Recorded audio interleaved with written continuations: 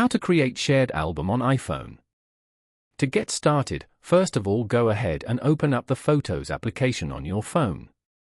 Scroll down and tap on the albums at the bottom of the screen. At the top of the album screen, tap on the Shared tab. Tap Create in the top right corner of the Shared album screen. Tap the Add Photos button to select the photos and videos you want to include, and then tap Add. Enter a name for your new album in the Shared album name field. Tap Add Participants and select the contacts you wish to invite to the album. Once you have selected them, tap Done. Then tap Create in the top right corner. The album will be created, and an invitation will be sent to the participants. Following these steps, you can easily create a shared album on an iPhone. Thank you for watching.